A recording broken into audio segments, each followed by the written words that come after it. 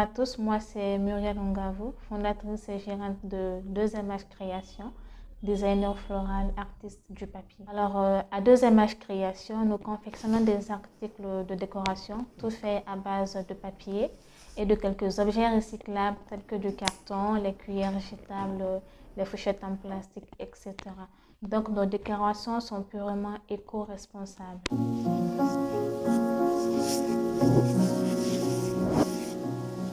D'accord, alors tout a commencé en septembre 2018 lorsque j'ai été choisie à mon église pour décorer. Donc à l'époque, je n'avais aucun savoir-faire, je n'avais jamais fait de décoration auparavant. Et cette année-là, on me dit, tiens, c'est toi qui feras la décoration. Donc déjà, j'avais ce trac. Une chose que tu n'as jamais fait auparavant, on te dit, tiens, c'est toi qui feras cette chose-là. Et on me remet un budget de 300 000 francs guinéens. Donc déjà, je me demandais comment décorer une grande église avec 300 000 francs guinéens. Donc en tête, j'avais prévu acheter les décorations qu'on voit actuellement, les décorations en plastique, les guirlandes et autres. Mais l'argent ne suffisait pas.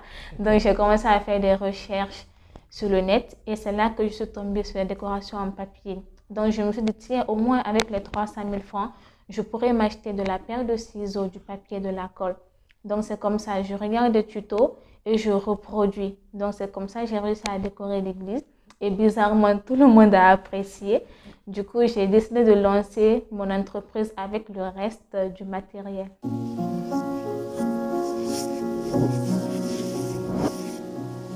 Lorsque on a fini les cours, le temps d'obtenir le diplôme, j'ai effectué un stage en comptabilité dans une entreprise de la place.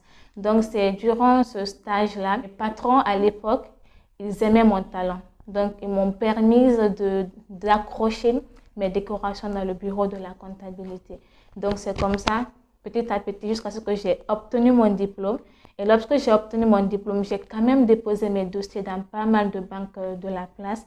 Mais jusqu'au jour d'aujourd'hui, aucune de ces banques ne m'a appelé.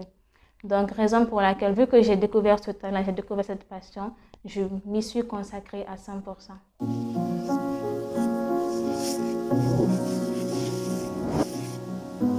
Alors, les difficultés sont entre autres le manque de matériel parce que c'est une activité qui est encore peu connue ici en République de Guinée. On ne voit pas souvent de designer floral.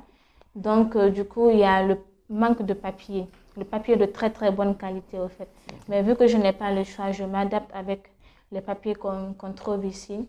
Donc, il y a également quelques équipements pour me permettre de vite aller qu'il n'y en a pas ici. Donc, il faut forcément commander depuis la France pour que ça vienne là. Donc, déjà, le coût de transport, tout ça, c'est un peu élevé.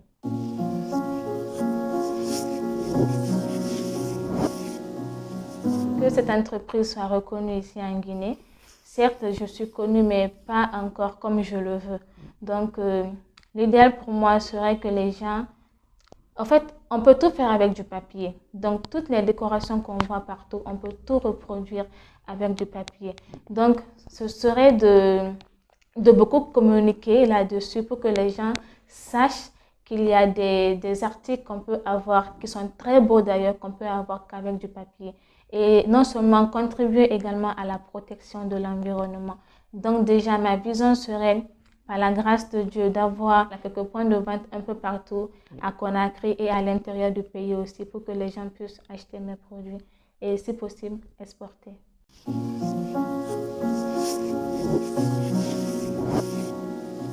Tout est une question de planification parce que je suis à la production, à la clientèle, donc je suis l'argent marketing, tout ça.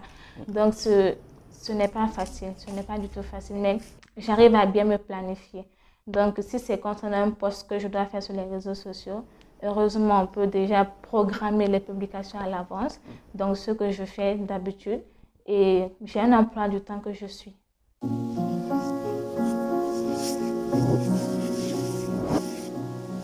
Tout simplement, c'est de se lancer, de ne pas avoir peur au fait. Il ne suffit pas d'avoir gros d'abord avant de se lancer dans l'entrepreneuriat. Avant de se lancer dans l'entrepreneuriat, il faut commencer déjà tout petit. C'est lorsque tu commences tout petit, au fur et à mesure, tu vas grandir. Donc, tout un chacun de nous ici a un talent. Nous avons tous un talent. Il suffit d'abord de trouver ce talent. Une fois que tu découvres ton talent, c'est de le valoriser. Et ce qui peut te permettre aujourd'hui de valoriser ton talent, ce sont les réseaux sociaux.